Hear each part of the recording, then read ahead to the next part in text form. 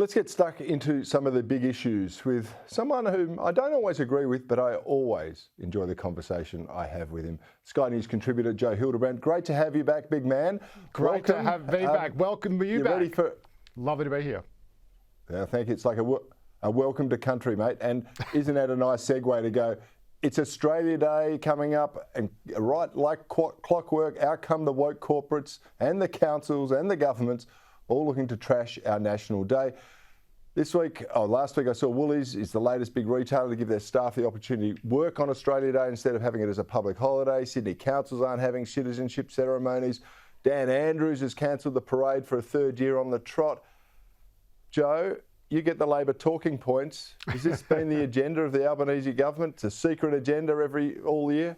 I think even within the Labor Party, there's a division about Australia Day. Obviously, the left of the party isn't too fond of it and wants it changed. The right of the party, I think, is wondering why it's illegal to be patriotic in the Australian Labor Party, a party that was, in fact, one of the founders of Australian nationalism and one of the founders of Australian national security. So, look, it is a bit bemusing. It's concerning that it's getting all mixed up in the voice debate as well, because those are two very different issues. And I find it very disturbing as someone who is a supporter of the voice, and that is something that has majority support, that debate has now been muddied with the Australia Day debate, which most Australians do not actually support changing the date last time I checked. So it's a lot of corporates and a lot of councils caving into the wishes of a minority. I understand that some people don't like Australia Day. That is absolutely fine. I don't understand why, though, you would ban citizenship ceremonies from that day for those people who do want to celebrate or acknowledge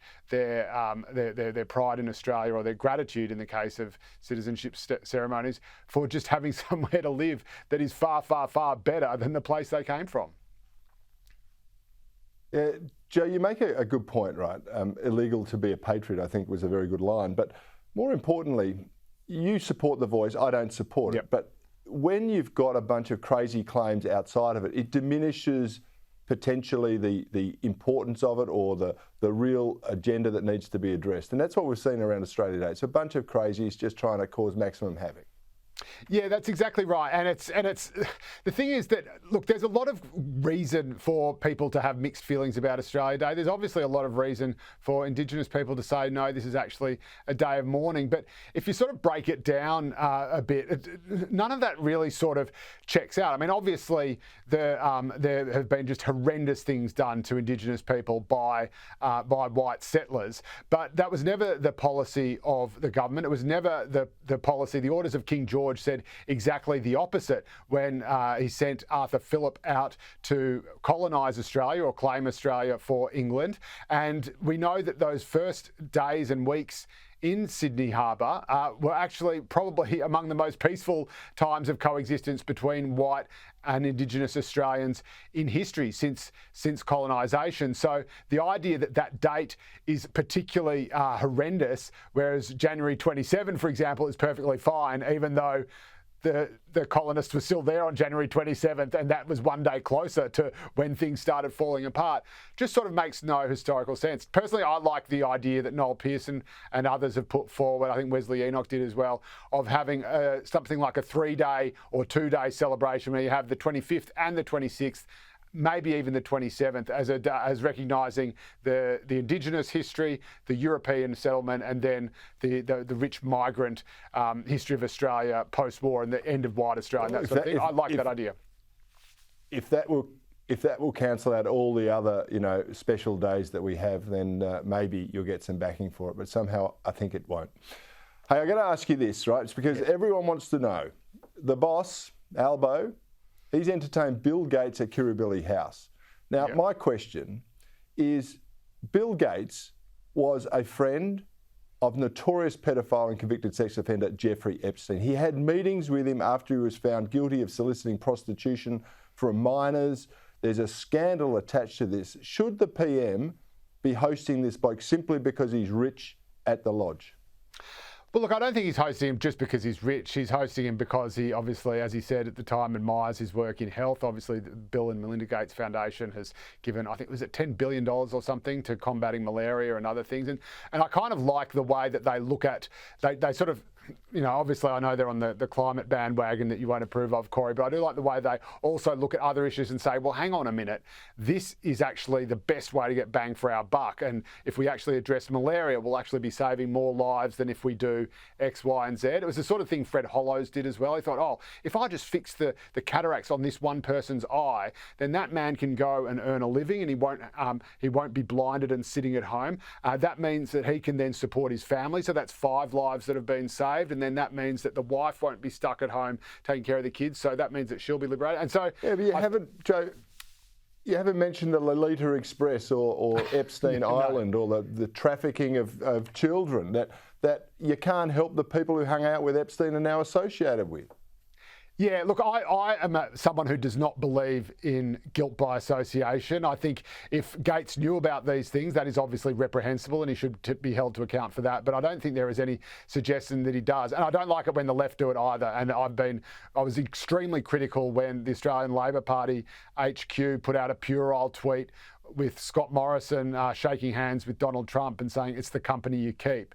Now, again, if you're going to do stupid undergraduate stuff like that when you're trying to win an election and trying to score cheap political points, well, what's going to happen when your guy has to shake the hand of someone and you don't necessarily know where that hand has been? So, yeah, I don't like guilt by association. It is, frankly, the logic of terrorists, which is that, oh, well, someone or one of your countrymen did something over here, so I'm going to kill someone who's completely innocent just because they're the same nationality as the person who's bombing my land or who upset me or whatever it may be. So I think it's wrong in both counts.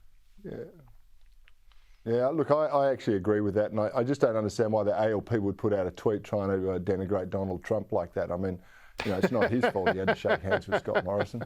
That's a good one. The Teals are backing Albo's strategy of no legislation on the voice before the referendum, but they're prepared to back legislation if the no case actually gets up. This is a big deal, isn't it? Just thumbing their nose at the Australian people? It is just, you mentioned before about, idiots hijacking an otherwise sensible debate to have, or a debate we need to have, and just making it completely absurd and ridiculous. I just despaired when I read this. The idea that you would actually openly say that you were going to ignore the outcome of a referendum and just do what you want to do anyway is not just deeply offensive to the democratic process and deeply abhorrent to every single principle of liberal democracy that anyone with half a brain or half an actual genuine interest in public life would instinctively know. And that's why it's so dangerous having these people here just sort of spitballing all the time. But it's also incredibly damaging to the Yes campaign. And I'm a big supporter of The Voice. I'm very, heavily involved in the campaign, if you like. I'm an outspoken supporter of it. I speak to people involved in the campaign on these issues all the time. And the idea that you would think it is anything other than dropping a nuclear bomb at your feet to say, well, it doesn't matter whether you vote yes or no, we're just going to legislate it anyway. That is the dumbest thing and the most offensive thing you could possibly say to the electorate. The first thing it's going to do is get people who might be otherwise persuaded to support The Voice to get their back up and saying, well, hang on a minute, you're telling me that you're just consulting me out of lip service because you're just going to do what you want anyway. Well, I'll vote no just on point of principle. And I could very much forgive people for doing that. And then, of course, for people who might sort of have a few misgivings, but, wouldn't want to be the ones to spear it, to kill it, they'll say, oh, well, it doesn't really matter if I vote no or if I just don't show up because it's going to get up anyway.